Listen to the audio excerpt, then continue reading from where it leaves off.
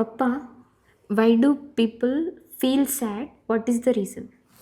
Why do people feel sadness? So it is appears to be a philosophical question, but this question is relevant to everybody. Everyone must and should inquire into this phenomena that why I am experiencing sadness. In today's world, human beings have almost everything. Everything means everything. We have technology, we have comfort, we have information, we have entertainment. Everything is at our hand's length, yet we are feeling sad. So there must be a subtlest reason behind all this sadness. So after having everything, yet sadness did not disappear. Most 90% of humanity, this reason or for some other reason, they are experiencing sadness. Suddenly, a kind of vacuum. They don't even know what it is. They don't even know how to avoid it. They don't even know how to understand it. They don't even know how to deal with it. And they can't live with it as well. So, what is this sadness? So, now man should come to a conclusion that even after having enough success, money, relationships, this and that, infrastructure, from somewhere the sadness is seeping into human beings' life. So today I am going to talk about my understanding. I am never sad. From many years, I have never experienced any kind of sadness. I may fight, I may argue, not even for a second I am not sad. So I have every right to talk about it. A person who is sad, he should not give sermons or lectures to people. So pratyaksham kim pramana. And not only me, many masters have spoken about it. Wherever there was opportunity, they discussed about it. Like Jiddu Krishnamurti, like Osho, like Raman Maharshi. Everyone has explored this and tried to put it succinctly with their experience. So they all appears to be different, but if you really look into it, then you will find there is some commonality between all the experience, all the verbatim. So first, let us talk about Krishnamurti, what exactly he said. Krishnamurti unequivocally says that sadness begins when we depend psychologically on something. Let me repeat the statement again. Let me reiterate. Sadness begins when we depend psychologically on something. So sadness is a psychological phenomenon. Our body never experiences sadness. Body experiences pain and mind experiences sadness or misery or sorrow. These are the psychological phenomena. Misery means Same. Thinking about something and you are not actually crying, but you are experiencing a kind of gloominess. You are eating, but you are not interested. okay. So, dependence psychologically creates sadness. So, everyone, right now, check, are you depend upon somebody psychologically? For example, now you have to go to somewhere. Then, to go somewhere, you have to hire an auto. And you rapido, you book auto, and you sit in the auto and you travel and you leave the auto and go somewhere, but you are not at all depend upon that person psychologically. You are paying money and he's driving the auto and destination comes and the journey come to a conclusion. Wherever there is psychological dependency, one has to look into this aspect, because dependence breeds fear. Krishnamurti says, where fear comes, from where this fear comes into life, because somewhere we are dependent upon something, either for happiness or for work or for success. For example, there is a aspiring actor. He wants to become successful and he was happy when he was in his village. Now he came to city with his bag. And with all his friends, he is saying that I want to become a hero or comedian or actor or whatever. So now he is not experiencing any sadness. Each of his word contains some hope. And next day, he went to film industry, Film Nagar, and he start meeting many directors, producers, and all that. So no one actually paid attention to him. Suddenly, fear came into being. Then a person said, "I'll give you opportunity. You have to wait for some time." Now, the psychological dependency began. The first day, second day, third day, he kept on meeting that person. 2 months gone, and after 3 months, this aspiring actor, goes to the same producer or director. Sir, what happened to my opportunity? I have been waiting. Are you have to wait, yaar? There is no other option. If you are in a hurry, go and find some other director and producer. So don't eat my brain. Now the sadness comes because he is dependent upon that person. So any psychological dependency creates misery, creates sorrow, and that actually the root cause of fear also, because there is some fear because you have depended on something, and you are psychologically catching hold of something. You don't know whether to hold it or get rid of it. You are somewhere experiencing a dilemma. That dilemma results in tears. One should cry, one should shed tears for poetry, for music, for aesthetics, for beauty. But people are shedding tears for stupid reasons. Why? Because psychological dependency might be the prime reason. And the another reason, you are surrounded by people. Few people have money and you need money. Immediately mind starts comparing yourself with that person. So he has more money. And you want to look beautiful, and suddenly a beautiful person, handsome guy is going. Suddenly you compare yourself with that. Then psychologically, you reduce yourself to smithereen. And because of the comparison, you experience a kind of insufficiency. I am not enough for this. I am incapable. I am not okay. I am an unlucky guy. So all these thoughts start coming. You stop working and you start thinking in a negative way. Slowly. If someone comes and says, "You are okay, I'll give you the opportunity. You are okay, I'll give you the money. You are okay, I'll marry you." Then immediately you forget everything and you cling to this person's verbatim. Then if that person takes time more than usual, then psychological dependency starts. You experiencing that. Then sorrow comes, sadness comes, this comes, that comes. So Krishnamurti blatantly says that comparison is a kind of violence against oneself. For example, you are trying to hit somebody, you are trying to kill somebody, that is also a violence. Even you are screaming at somebody with hatred, that is also violence.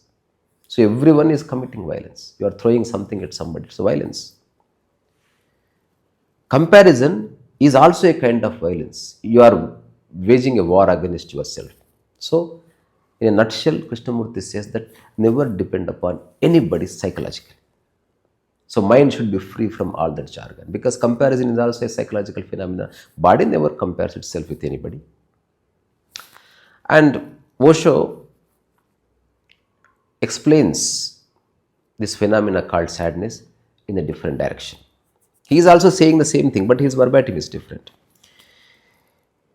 Osho says that people are constantly chasing happiness outside themselves. So, whatsoever you have, it is insufficient. Then you need something else to make yourself 100%.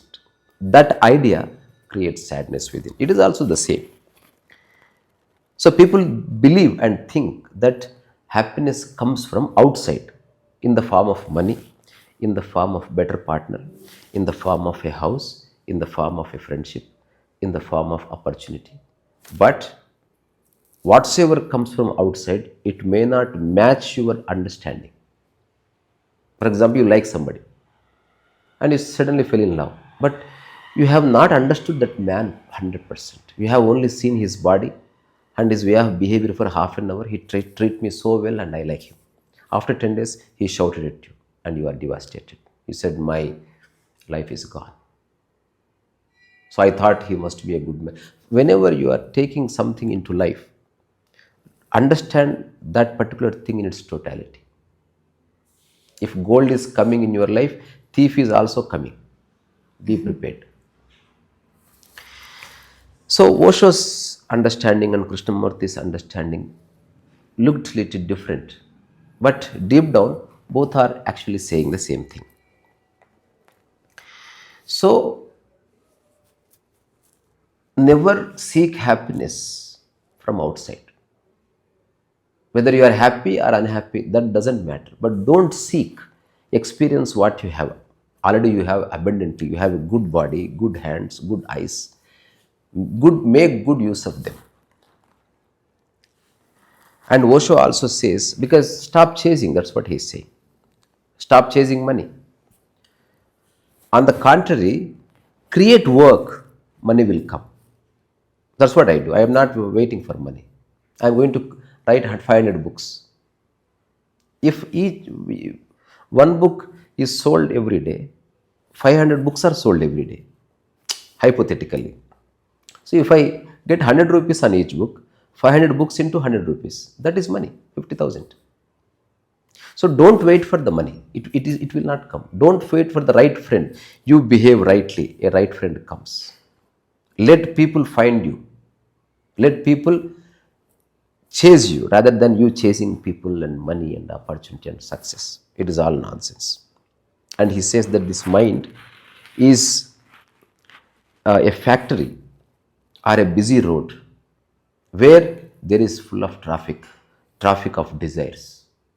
You are kept on seeking something, one after other. You are not trying to conclude anything. Long back, you desired something. You have not done anything in order to fulfill it, but you are chasing after.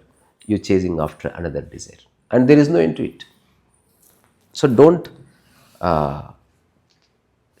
chase all these things. If you realize, please be seated.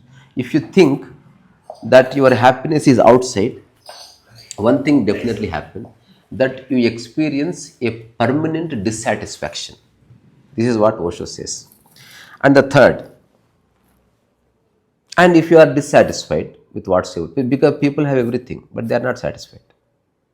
For example, a kid has 1,000 toys, and he just asked his mother for one lollipop, and she did not buy the lollipop for him, and he sad. So he can play with 1,000 toys. There is confectionaries in the home, but he is not interested in them. He wants that lollipop, and if it is not there in his life, he is sad. So he threw himself into a deep dissatisfaction. Hence, he experiences a sadness, restlessness. He creates tantrums and this and that. So this is one aspect.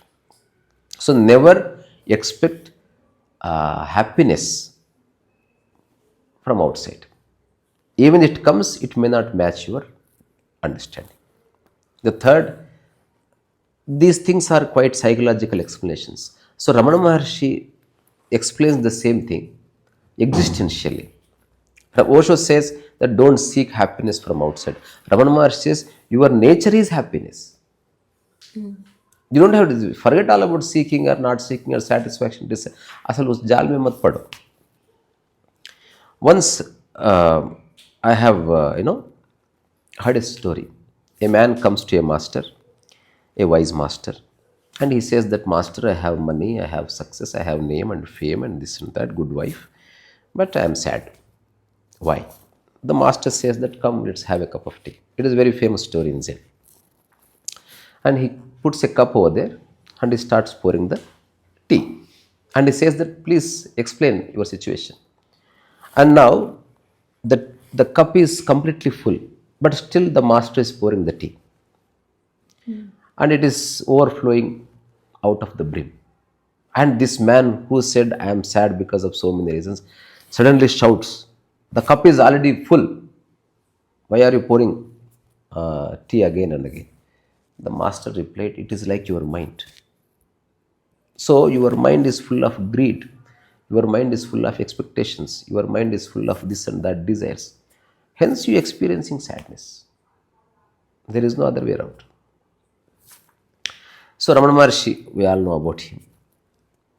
And he simply says that man has forgotten his true natures.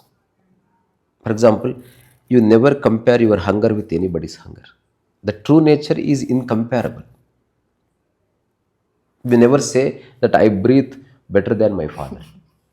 That is your true nature. There is no question of comparison. There is no question of doing it in a better way or in a worst way. You are doing it already. So there is no postponement. You are born happy. Realize that and live with it. If you seek, seeking itself implies the future. So Ramana Maharshi says that your real nature is happiness. And he also said very, very profoundly that stop chasing after experiences. It is the same thing. For example, people go to enjoy roller coaster. Why? Because he wants to experience speed. People wants to go for a drive because he wants to experience something else. People want to go to a restaurant, not for food, for experience. Food is available everywhere, but you are chasing after, running after experiences. So Raman Maharshi says that stop chasing experiences. There is no experience at all. Because your true nature, if you realize that itself is sufficient to live happily, to complete this lifetime. You don't need anything else. See, if you look at Raman Maharshi, he simply did that. A small gochi, always there. He doesn't have anything. He never touched a single penny. He did not achieve anything. He did not climb Everest. And he's absolutely okay. And many people came to see him just to experience his presence. Why? Because he is experiencing the nature, the happiness.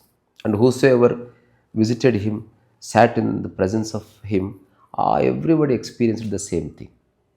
Sometimes he was healthy, sometimes he was unhealthy. The nature is nothing to do with it. Even when you are experiencing unhealthiness, your true nature is happiness only because you have accepted it. The very acceptance is health, true health. Psychologically, you are absolutely okay. So he says that happiness is not something to be acquired. Realize that it is already within you. Don't search.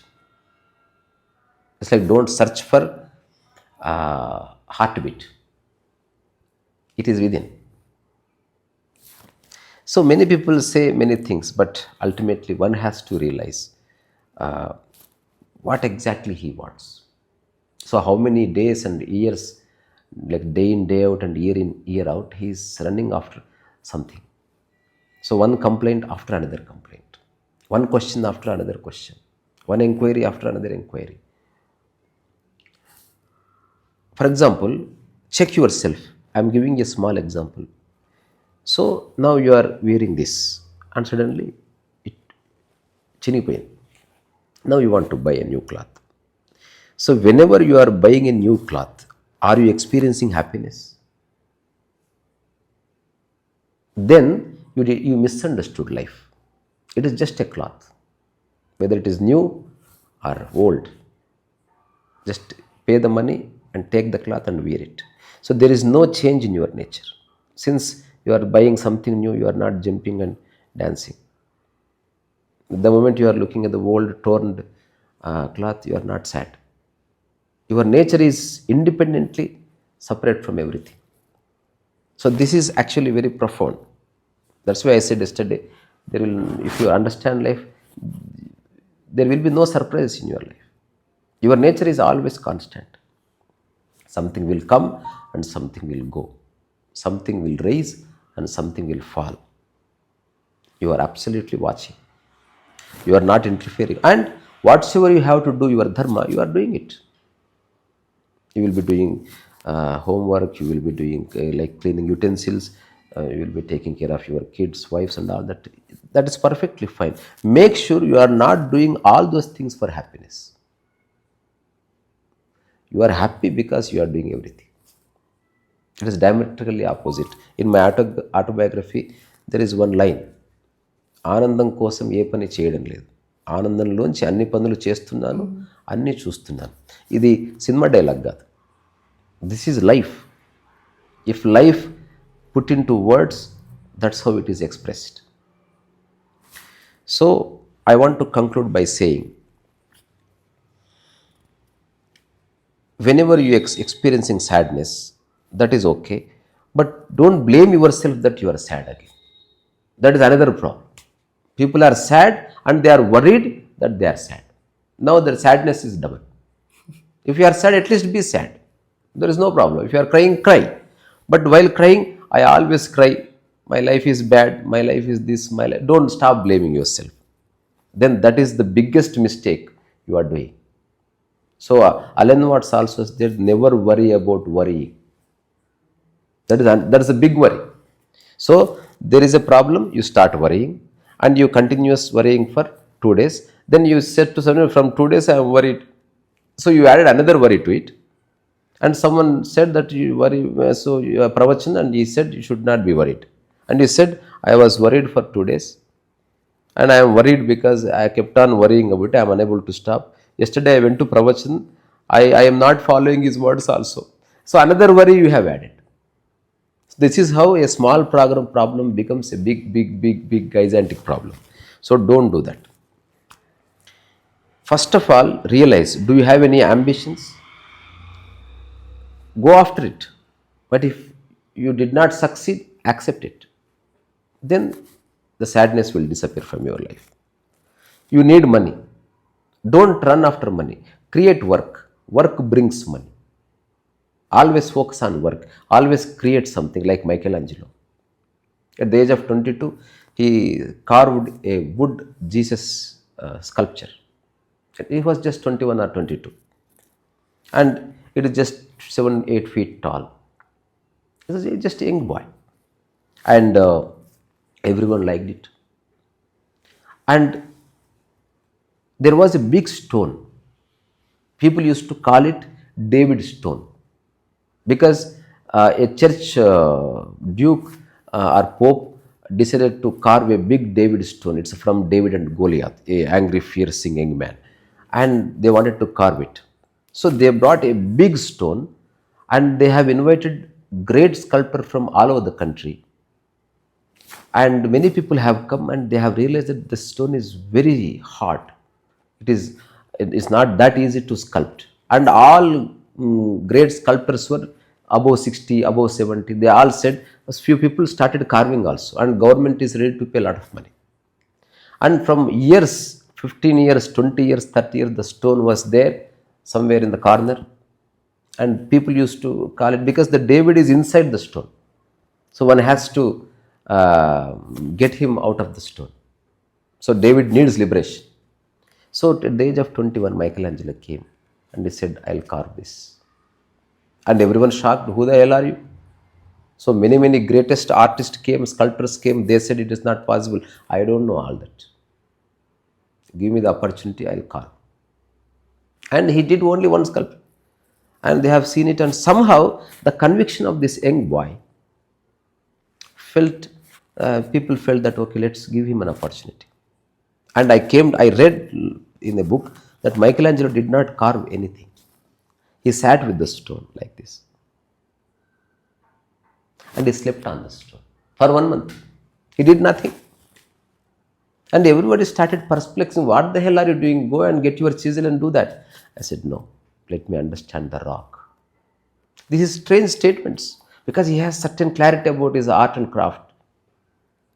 And after 1 month, he said that, now I start. Nobody knows who is Michelangelo. He did not run after money. So many people, they want money and they go work in chicken shop. Entire life you are not going to make crores of rupees. If you really want money, understand money, how money will come into it. Otherwise, just do an ordinary job, don't think of money.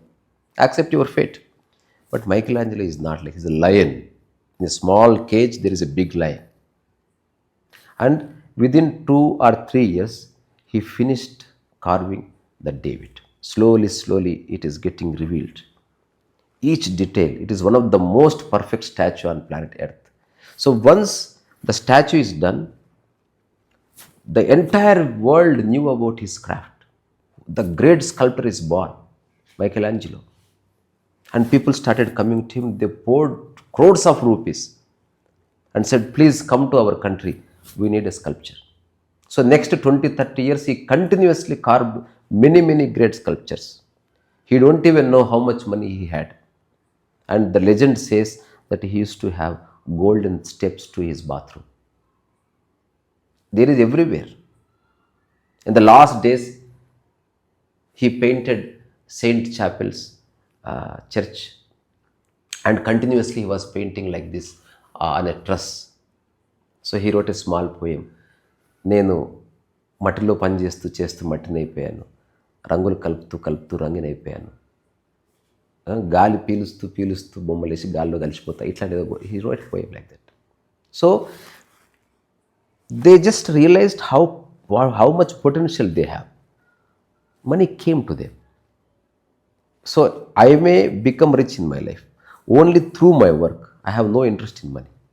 If money comes, I'll take and I'll use it in a good purpose. Otherwise, if I don't have any great money also, no problem. So realize all these things.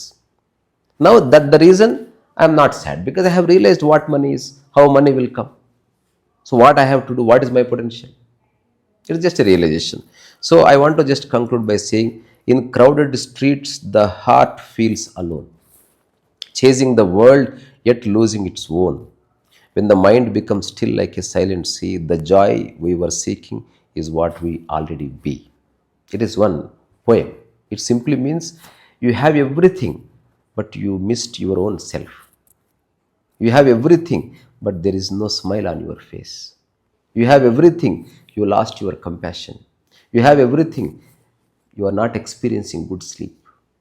You are everything, you are waiting for the hunger. You have everything, but you are not, you don't have even one person to love. This is actually sadness. Enjoy life, already you have abundance. You have good body, mind. With these hands, do some sculpting, do some painting. You have eyes, watch good movies, go into nature, look at the sky. You have good legs, go for a walk. You have good body, do yoga. You have good mouth, speak Vedas. So everything already you have. So how you can utilize them is absolutely in your hands. So your own self is the greatest happiness. Just realize that already whatsoever you have is enough to lead this life. This understanding permanently removes sadness from your life. By saying this, tata, bye bye.